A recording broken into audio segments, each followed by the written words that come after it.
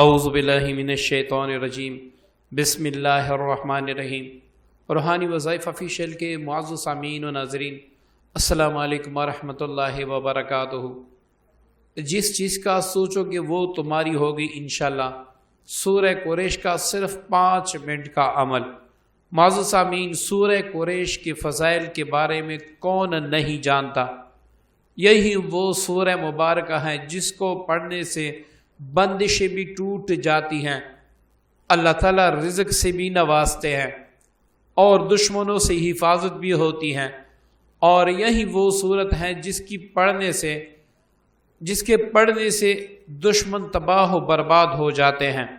اب آپ خود سوچیں کہ ایک سورہ مبارکہ کے اتنے فضائل کہ میں اگر آپ کو مکمل اس کے فضائل یہاں پر بتاؤں تو ویڈیو مسلسل 10 گھنٹے تک چل سکتی ہیں۔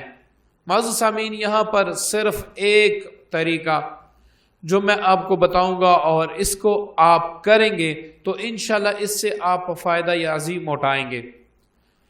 یہ عمل رات کو آپ کریں گے، اگر آپ باوضو کر سکے تو بہت بہتر ہے، اگر آپ باوضو نہیں کر سکتے تو آپ اس کو بغیر وضو کے بھی کر سکتے ہیں، لیکن بہترین اس کا طریقہ یہ ہے کہ آپ رات کو سوتے وقت وضو ضرور کیا کریں۔ اس سے ایک تو فرشتگان آپ کی اللہ تعالیٰ کے عمل سے حفاظت کرتے ہیں ہر قسم شرور سے، دوسرا یہ کہ جادو جنات آپ کے قریب بھی نہیں آ سکتے، تیسرا یہ کہ آپ کو ثواب بھی ملتا ہے کیونکہ یہ سنت کا طریقہ ہے۔ اب آپ رات کو سوتے وقت باوضو اس سورت کو اس طریقے سے پڑھیں گے کہ اول آخر 7 بار درود ابراہیمی، اس کے بعد 101 بار سورہ قریش پڑھیں گے۔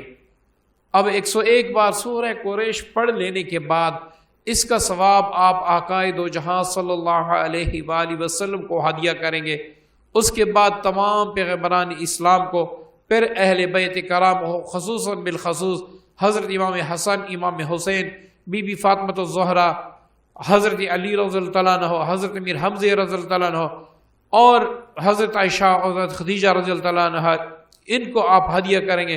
اس کے بعد امہات المومنین کو، پھر صحابہ کرام کو، تابعات کو، تابعین کو، اور پھر اس کے بعد اولیاء کو آپ ہدیہ کریں گے۔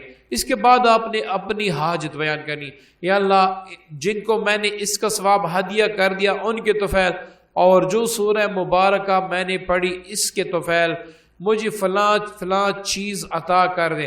آپ اس طریقے سے رات کو سوتے وقت مکمل تصور کے ساتھ اس کو پڑھنا شروع کر دیں، انشاءاللہ وہ کچھ آپ کو ملے گا کہ آپ سوچ بھی نہیں سکتے۔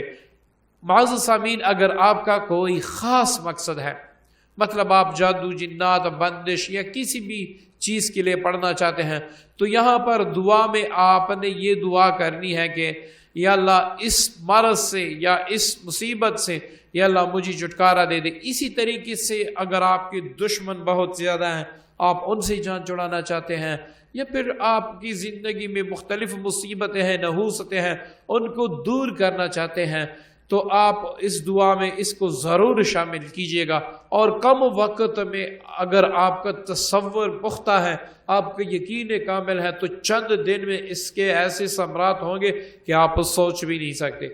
معزز سامعین، امید کرتا ہوں آج کا وظیفہ آپ کو پسند آیا ہوگا، اپنی دعاؤں میں یاد رکھیے گا۔ اللہ حافظ۔